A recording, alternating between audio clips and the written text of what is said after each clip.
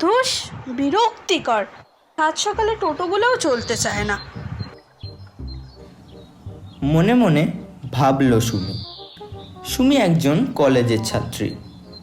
প্রতিদিন সকালে উঠে তার একই ডিউটি, প্রথমে টিউশন যেতে হয়, তারপর কলেজ। কিন্তু তাকে ছেড়ে দিয়ে আসার মতো বাড়িতে কোনো মানুষ নেই। তার জার্নির একটি মাত্র সঙ্গী হচ্ছে টোটো। হ্যাঁ, আর এই ঘটনাটাও ঘটলো সেই টোটোকে ঘিরে।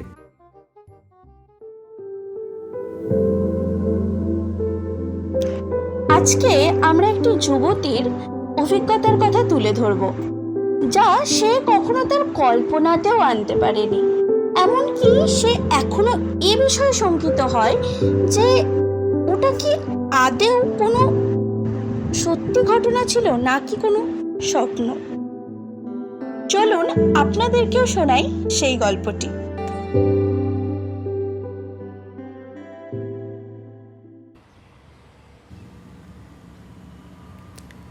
সেদিন সাত সকালে উঠে টোটো স্ট্যান্ডে পৌঁছে একটি টোটোকে একদম রেডি অবস্থায় দাঁড়িয়ে থাকতে দেখল সে। মনটা খুশি হয়ে গেল তার। টুক করে গিয়ে টোটোতে চেপে বসল। ব্যাগের চেনটা খুলে একটা বই বার করে তার মধ্যে ডুব হয়ে গেল সুমি। বইটা পড়তে পড়তেই কোথায় যেন হারিয়ে যাচ্ছিল সে। হঠাৎ করে ঘোর ভাঙতেই দেখল যে টোটোটা এখনো সেখানেই দাঁড়িয়ে আছে, এক চুল এদিক ওদিক হয়নি। খানিক রাগ হলো তার, ফোঁস করে উঠল। এই যে দাদা, ঘুমিয়ে পড়লেন নাকি? চলুন এবার। টোটো ড্রাইভার তখন ব্যাক মিররে তাকিয়ে কি যেন জরিপ করছে। সুমির কথায় যেন ভিমড়ি খেলো ছেলেটা। টোটোটা হুড়মুড়িয়ে স্টার্ট করে চলতে শুরু করলো। সুমি একটা শান্তির নিঃশ্বাস ফেলল, কিন্তু মনে মনে সে গজরাতে থাকলো। দুই দিকে খোলা মাঠ আর সারি দিয়ে ধান জমি। সুমির রাস্তাটা খুব ভালো লাগে, কত শান্ত এবং নির্জন। এসব ভাবতে ভাবতেই হঠাৎ বাধা পড়ল। হুমড়ি খেতে গিয়ে সামলে নিল নিজেকে, চিৎকার করে উঠল সে। আরে পাগল হলেন নাকি? এখনই তো মুখ থুবড়ে পড়ছিলাম। ছেলেটা একইভাবে ব্যাক মিররে তাকিয়ে, কি অদ্ভুত সেই দৃষ্টি। ড্রাইভারের সিট থেকে নেমে এলো সে। একটু বাইরে আসবেন, কথা আছে। সুমি তো হতবাক। কি বলে ছেলেটা? মাঝ রাস্তায় এসব কি ফাজলামি? ছেলেটা কোনো কথা না বলে নেমে গেল। একটু এগিয়ে গিয়ে দাঁড়ালো সামনে। সুমির মনের মধ্যে তখন আগুন ফুঁসছে, ইচ্ছা করছে গলাটা গিয়ে টিপে ধরে ছেলেটার। এগিয়ে গিয়ে ছেলেটাকে কিছু বলতে যাবে, ঠিক সেই সময় তার চোখের সামনে একটা লাল ফুটফুটে গোলাপ ভেসে উঠল। প্রতিটা পাপড়ি যেন সুসজ্জিত, তার দিকে অপলকে তাকিয়ে আছে।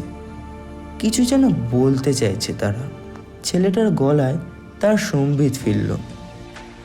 জানেন, আপনাকে অনেক দিন ধরেই দেখছি আমি। আপনি রোজ সকালে যাওয়া আসা করেন। এটা হয়তো সত্যি যে আপনি কোনোদিন আমাকে লক্ষ্য করেননি, কিন্তু সত্যি বলতে আপনাকে দেখে আমার অপ্রাকৃতিক মনে হয়। মনে হয় যেন হাজারো রাশির মাঝে একটি মাত্র ব্যতিক্রম। ভাবতেও পারিনি আপনাকে কথাগুলো মুখের উপর বলতে পারবো। আমি আপনাকে ভালোবেসে ফেলেছি। খুবই সাধারণ মেয়ে সুমি, বাড়ির ঘেরা জালে তার বেড়ে ওঠা। প্রেমটা কোনোদিনই করা হয়নি, তবে মনের গভীরতা তার অনেক বেশি। কিন্তু এমন একটি দিনের সম্মুখীন হতে হবে তাকে, সেটা সে ঘুণাক্ষরেও টের পায়নি।